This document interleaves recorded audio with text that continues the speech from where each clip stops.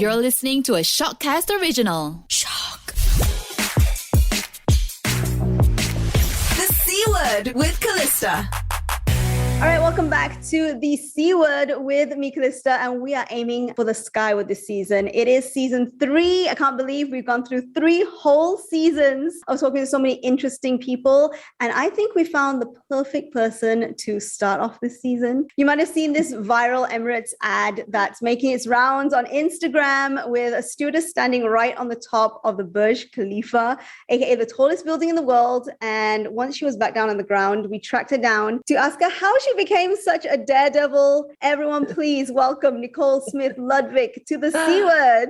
Hi, how are you? I'm good. How are you? Because I know it's been a crazy time since that ad came out. It has been crazy, but I'm doing great and loving every minute of life, but that's every day, For those who don't know, the Burj Khalifa is like 830 meters tall. And in comparison, the Twin Towers, the Petronas Twin Towers here in Malaysia are only 452 meters tall. So that looks crazy. What was it like? Like, did you have to audition or did they just know who you were because of, I know you also do a lot of other daredevil-ish kind of things. How did everything start? Well, first of all, I've been a professional skydiver for a very long time. I started skydiving back in 2007. And over the years I've jumped all over the world. I'm the youngest person actually to ever skydive all 50 United States. And I do demonstrations and stunt work and these types of things kind of all over the world. And a group that I've worked with before in the past on several stunts, that it's Prime Productions, Marta and Alan Gayton. They're friends of mine. Gosh, I can't even count how many stunts that and projects I've worked with them on over the years. But Alan gave me a call just kind of randomly out of the blue one day. And he said, Nicole, he kind of gave me a little bit of an idea of what it was going to be. And then he asked me a really funny question. He goes, do you have red lipstick? And I'm like, well, what? Yeah, I have red lipstick. That's kind of a weird question. And he was like, well, how red is it? And I go, well, it's red.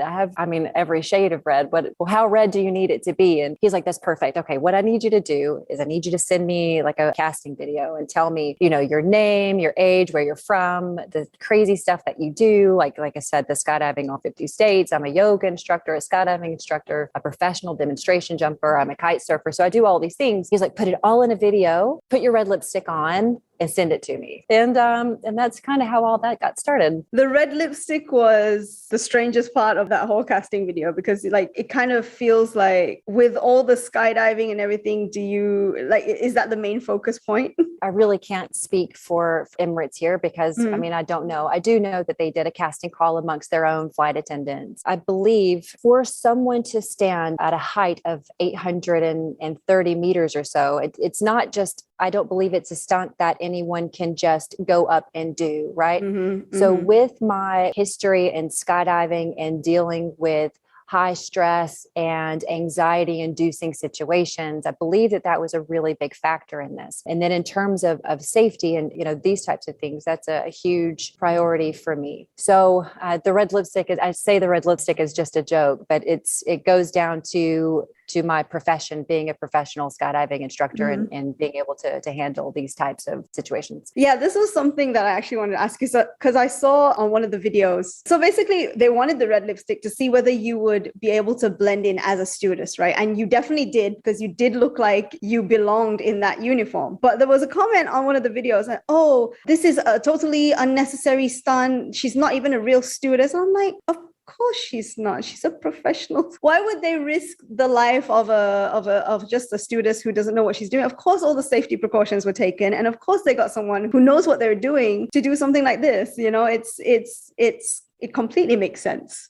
What I'm trying to say is I think a lot of people don't understand the behind the scenes of something, of any commercial, really, if you're not really in the industry.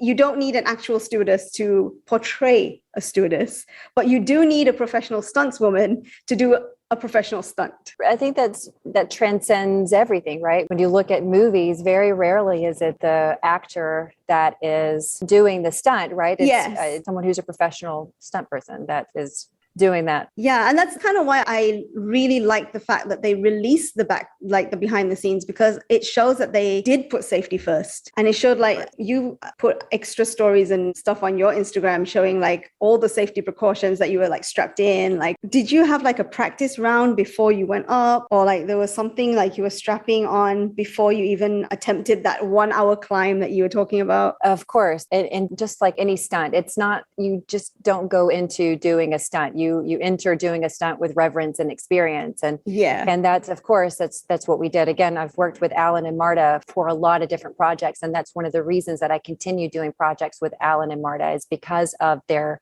strict guidelines. I don't know of anybody that is more dedicated to these guys that in terms of safety and protocols. So yes, we had several days where there was training involved. And one of the most important things, of course, is being familiar with the rigging, the platform, and having the ability to look, to walk around, to touch the platform, to see it, to climb on it, to figure out where I'm going to put my hands and my feet and how I'm going to climb up there and how it's going to feel in the uniform and the heels. And so, of course, we did all of this in a controlled environment that mitigates something else. Like on the C word, one of the main things that we talk about is creating content. And I think this definitely gets into that creation part, right? Because being in the entertainment industry, you kind of realize that a lot of people don't understand how much work goes on behind the scenes. You see a 30-second ad, but how many days, how many hours, how much, knowledge and skill goes into creating that 30-second ad. And I think that the behind the scenes video was very important, not only to be amazing and show people how it's done, but it's kind of from an education standpoint as well, because a lot of people don't think about things like that. Maybe you're right. And it's not, this isn't a story of instant success either, right? This is something that there's years of experience and that goes behind all of this. So I think that's an important factor as well. Which actually brings to my next question. So we know you obviously have nerves of steel, but who is Nicole Smith-Ludvik?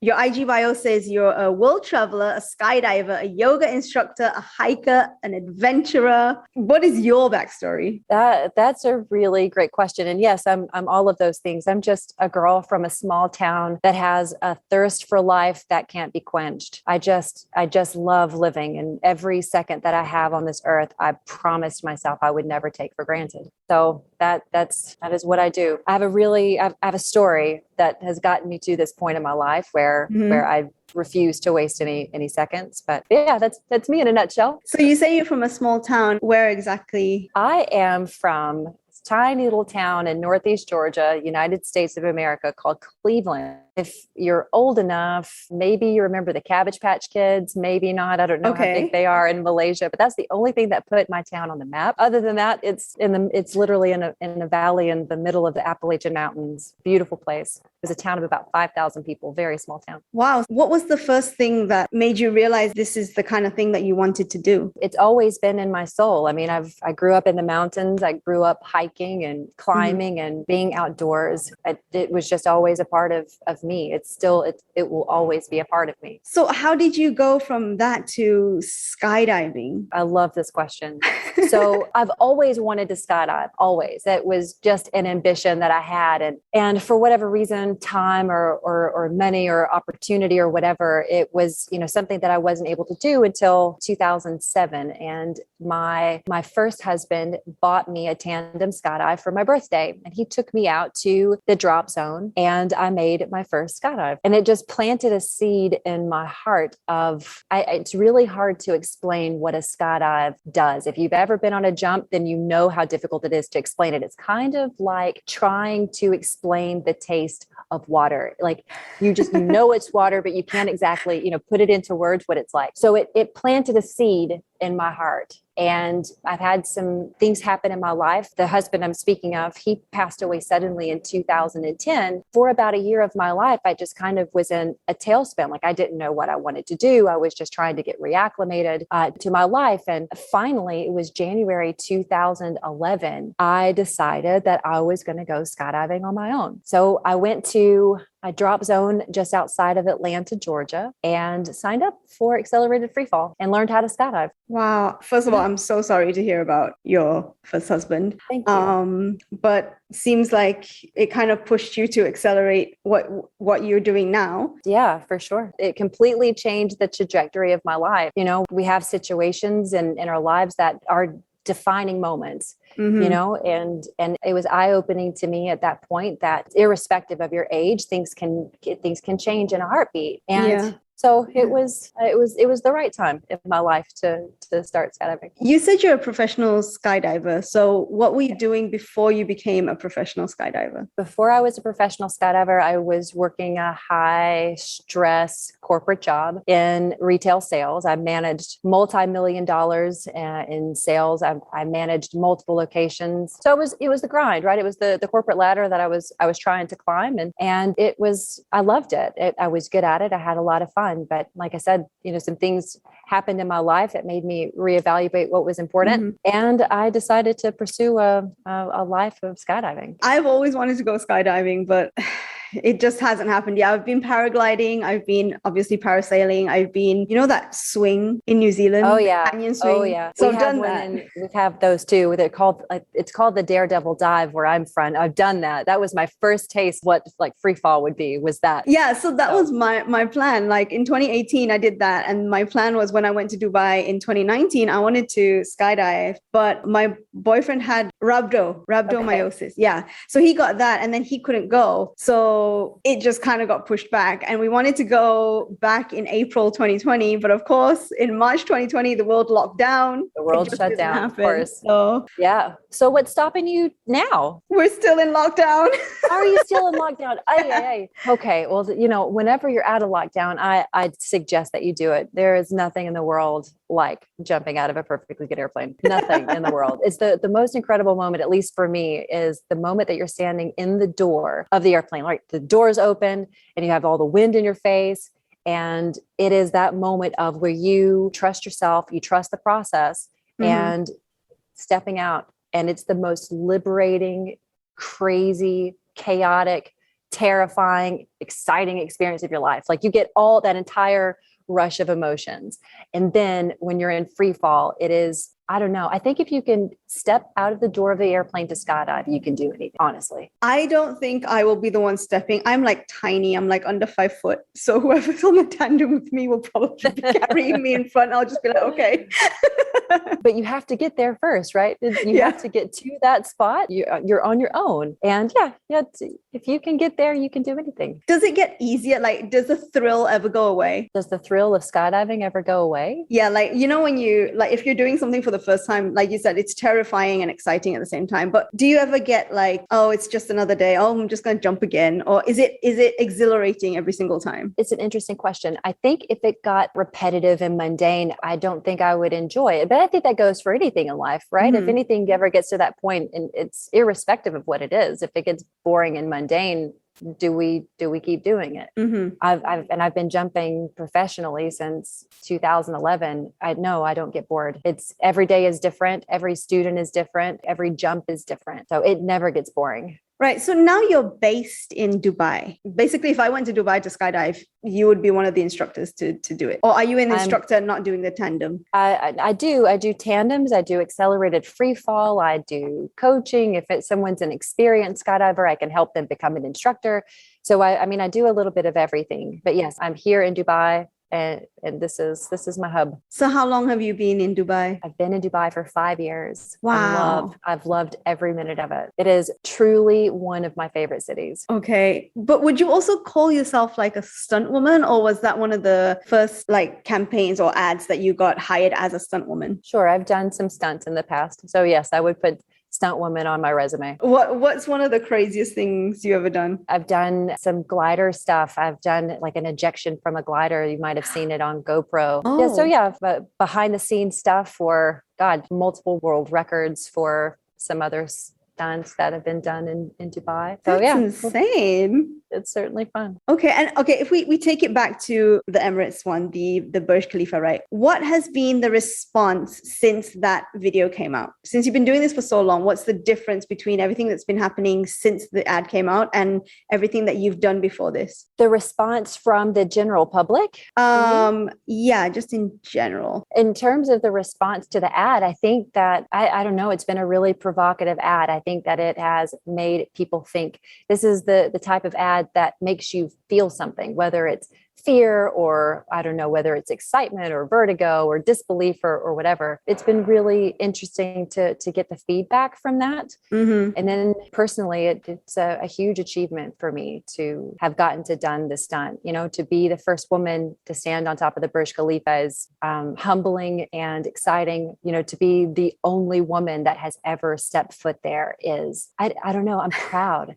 I'm really proud of the achievement, honestly. And again, I'm just incredibly humbled by the whole thing as well. What did it feel like to actually be standing up there? Because I know like the wind is there, like sometimes it rocks and everything, right? The feeling of standing on top of the tower is kind of a two-part thing for me because, you know, the initial climb was a challenge. It was getting up to the top I felt very accomplished getting up there. But standing on top of the Burj, it wasn't the last part of it because there's still a platform that I had to climb, still 2 more meters to go. So getting up to the top of putting my knees on top of the platform and, you know, grabbing the pole and trying to find my balance and then standing up was surreal in a way and breathtaking. And again, it was I just felt accomplished from it. It was amazing. When I got to the top and stood out there, there's literally nothing around me. It was just me, nothing as high as me. It was standing in complete open air. And all I could do was just stand in awe of that.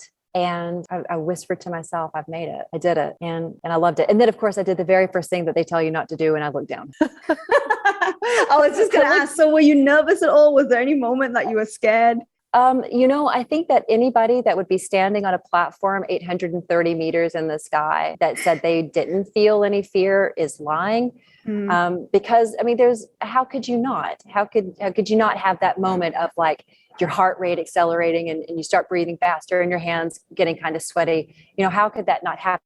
That's just a natural response. And I can't say this enough, going back to the safety aspect of things, I knew that every safety aspect was in play, that everything had been considered, everything in terms of my team, everything was done strictly by the book and with the utmost consideration to safety. So I knew that, you know, the anxiety, a little bit of anxiety and a little bit of that accelerated heartbeat and the normal things that happen to anybody in any kind of situation that, you know, can cause anxiety. I knew that it was okay. So I rested on that. How long were you up there? 5 hours. Wow. And it was filmed out of a helicopter or? It was filmed with a drone. It was filmed by a team called Chopper Shoot, but they did it with a single drone take. Wow. So you had to stand up there. Well, I assume you got to like kind of sit down. I sat down. I was sitting. Yeah. But I was on the platform for about 5 hours. So sitting or standing, just whatever was going on at the time. If it was filming, I was standing. If we weren't filming, that I was sitting and jamming out to music with the riggers that were up there with me. What were the views like though? It's stunning. It is the most beautiful view of Dubai in my very humble opinion. I don't know, you could see everything. I could see every aspect. It was a 360-degree view of the city, unobstructed in any way. And sorry, you said you were filming in the morning? We started, so it got started at 1:30 in the morning is when the call time was. So we got there. We started the climb about an hour and a half before sunrise and got to the top about 15 minutes before sunrise. And then I was up there for, like I said, about 5 hours. So you watched sunrise from the top of the Burj Khalifa? I did watch the sunrise from the top of the Burj Khalifa. Well, definitely no one else can say that. I don't know. I don't know if anybody else can say it, but it's one of the most beautiful sunrises I've ever seen. I love the desert sunrises. I love sunrises and sunsets here, but to be able to see one from that perspective was breathtaking. It's crazy. I honestly can't imagine. I did go up the Burj Khalifa when I was there. And even then it was like, you can feel it, right? Like just on the outside. and they've got glass as tall as anything, but you're kind of outside, you can hear the wind and everything. Sure. I can't imagine having nothing in front of me and just standing there feeling that wind. It was surreal, honestly. I really, it's difficult for me to put into words how amazing the feeling was, just to be up there. I say all of this, it was really great to have that experience, but it was even better to have the team that I had working with me. I can't say that enough. I had such an incredible team working with me that made it so much fun. Honestly, I would go back up there right now with the same team and do this all over again. I like that selfie you did. It's like you and then like 3 guys behind. Yeah. On top. So the guy on the left of that picture, that's Billy. The guy in the center is Alan, and the guy on the right is Shane. And Alan's is the guy that, has the company Prime Productions. He was the one that was, on the radio. He wasn't up on the tower with us, but the pinnacle with us until that. Okay. So he was down. He was keeping all that stuff going, but I was up on the top with Billy and Shane all day. And those guys are a hoot. They are so funny. One of my very favorite parts about the day was probably around the second hour. I mean, and you kind of run out of small talk, right? Like you're just sitting up there and you talk about the weather and you talk about Dubai and the crazy things that we've done and where we've traveled and all the events that we've done. And finally he gets to the point where he's like, you know what? What's your favorite kind of music? And I have such an eclectic taste of music. I have everything from, I don't know, stuff in the 20s to today.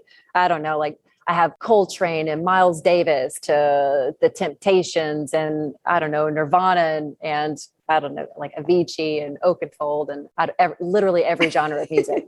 And then he was like, well, who's your favorite band? So I told him who my favorite band was and he pulled up Spotify and we jammed out on the top of the Burj Khalifa to Tool, Red Hot Chili Peppers, to Nirvana. We were just jamming. I'm really thankful that no one could hear me singing, because I don't sing very well, but God, I had so much fun. Yeah. And I mean, at the back of everything that you achieved and everything, like these are the memories that will last a lifetime, right? For sure.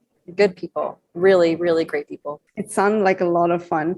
Okay, so I wanted to ask you, how different is it standing somewhere so high up versus skydiving and standing at the door of a plane? Because obviously the plane is usually higher, right? Yeah, the plane is typically much higher. I mean, I have gotten out of altitudes lower than the top of the Burj Khalifa before, but the visuals and the experience is completely different. There's, typically at that altitude, I'm either in an aircraft or I have a parachute on my back. And here, I'm standing on the top of the tallest structure man has ever made. And it's a completely different visual. It's a completely different mental space. It's completely different. Would you say standing on the platform was definitely a lot more nerve-wracking? I think that standing on the platform was just new. It's just a new experience. It's unfamiliar, I mean, did I have sensations that I haven't had in skydiving in a long time? Yes. But have I had the same experience skydiving? Yes. But it's been a very, very long time ago since I had that same feeling. Okay. And you said you've been skydiving in so many different countries and so many different states. Where do you think is the best view or the best jump that you've ever had? The best view I have ever had is in Norway. Ooh. I think that is one of the most stunning landscapes I have ever seen in my life. The fjords and the glaciers and the mountains are just covered in snow. And I've flown my parachute next to, I think, the 3rd tallest waterfall. And, it's breathtaking. Then in terms of man-made stuff here, I mean, Dubai is incredibly unique place to skydive because there, to my knowledge anyway, there's nowhere else in the world that you can skydive next to some of the world's tallest buildings. It's really cool. But my favorite skydive, without any comparison, I've done a lot of really cool skydives too, a lot of really great skydives. But my favorite one was when my husband proposed to me. He was the instructor that took me on my very first skydive back in 2007. So we jumped at a place called ASC just outside of Atlanta, and we ended up reconnecting. I don't know, I forget when it was, 2015, maybe, just randomly at some crazy event in Chicago, we ran into each other. And then fast forward to August 14th, 9 years. So it was 2016. I took him on a skydive at the very same drop zone where we had met 9 years prior. And I took him again on a tandem. So he's strapped to the front of me, whereas before, 9 years prior, I'd been strapped to the front of him. So anyway, we did the skydive, and it was beautiful. It was really great to be able to take him on a jump on my 9-year anniversary skydiving. And then as soon as the parachute opened, like he has his GoPro out on his wrist and he starts going, like he's saying all these really sweet things to me. And then he proposed. He asked me to marry him. And how can you get better than that? It's our love story is my favorite love story. He's such a great man. Was it a planned thing, or was it like a spur of the moment? Because you said you took him on the dive, but he proposed. So no. Well, the jump was planned, and let me tell you why. So it had been several months since I had taken anyone on a tandem skydive, and I wanted to get in order to stay current as an instructor, you have to do so many jumps over the course of a year in order to maintain your ratings. So I was doing that. I was getting current again with my rating, and he is what's called an examiner. So he's the type of instructor that can make an experienced skydiver instructor. So I took him. So it was just for me to get my rating current. And he's so sentimental. He's one of the most thoughtful people on the planet. And that was, I don't know, I think he just took that opportunity and ran with it. Yeah, I saw the video you posted. It was so romantic. Such a surprise. It was such a surprise. And, looking back on it, I should have known. I honestly should have known, because and this is what I really should have put 2 and 2 together. But everything just it seemed normal to me because it was my 9-year anniversary skydiving. My mom had come out. She had done a tandem the jump before. My mother, my mother-in-law, she was out there. And we were just in from out of town. So I thought they were just there hanging out with us at the drop zone. Little did I know that he had planned this whole thing. I don't know what that says about me, actually.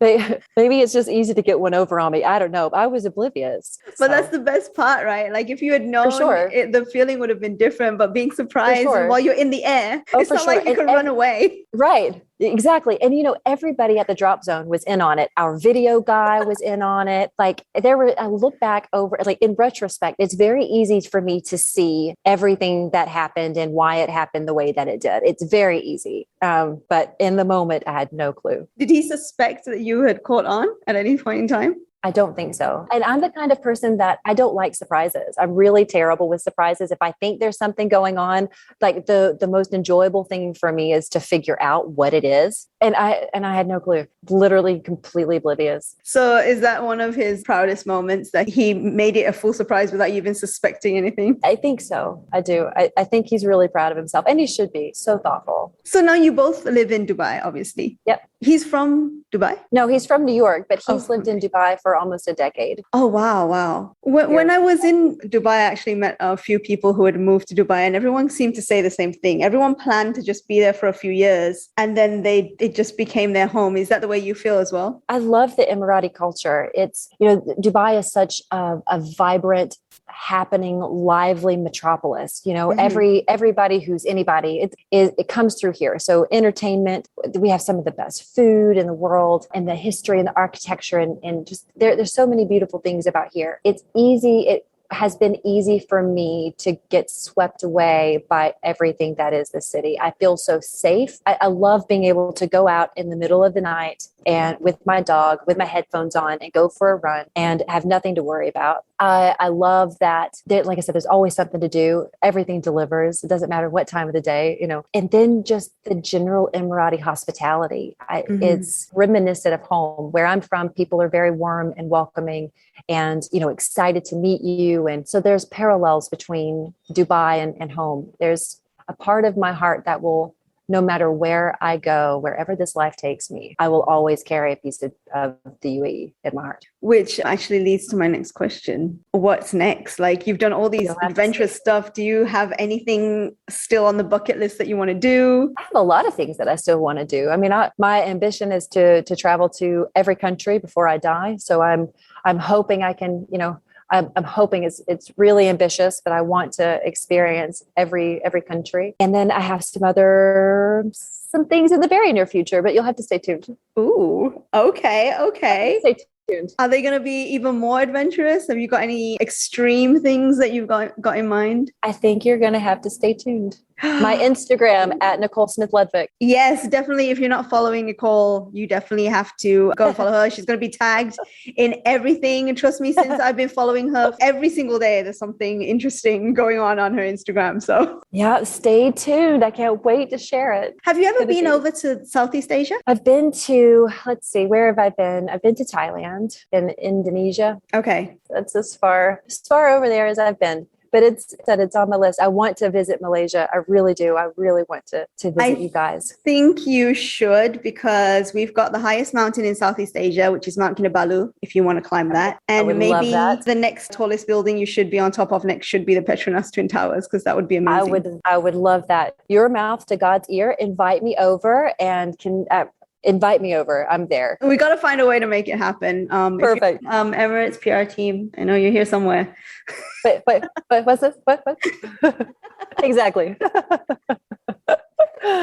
Well, thank you so much for joining me. I really hope that you do make it over here. And the next time, hopefully, once this lockdown is all over, I know your borders are open. Unfortunately, mine are not. But when they do open, I do plan to go to Dubai. Hopefully, I will be able to see you. Maybe you can be my tandem skydiver. I would love that. It would be my pleasure. Yeah, your tandem instructor. It would be my pleasure to take you on a jump. Yeah, whenever you're here. So hopefully in the near future, we'll make both of those things happen then. I would love that. That sounds fantastic. And other than Instagram, have you got anywhere else that we should be following? No. I'm on LinkedIn, I'm on Instagram, and I have a YouTube channel, but I'm not really active on that. Instagram is really my thing. Okay, well, go follow. Maybe you should spell it out just in case. Nicole Smith-Ludvik. NicoleSmith-Ludvik.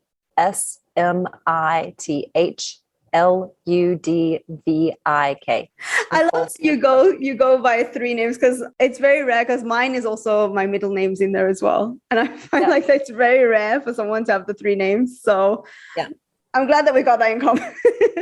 Yeah, for sure. It's my first, and then my maiden name and my married name. Well, mine is all mine, not married yet. So I love Lee. I love that middle name. It's very pretty. Thank you. All right. Well, I don't want to take up too much of your time. This has been an amazing chat. I really hope to maybe talk to you again once your exciting plans come out. Great. That sounds fantastic. Yep. And I will see you soon, hopefully. I would love that. Thank you guys so much for having me, and huge thanks to Emirates Airlines, to Imar for making this happen, and then for my incredible team. Oh my gosh, to Alan and Marta at Prime Productions, to Shane at Tex Events, and then at Chopper Shoot, and my beautiful makeup artist, Katie Cousins. Thank you guys so much. Thank you. Thank you so much. Can't wait to see what's next. Thanks. The C Word with Callista.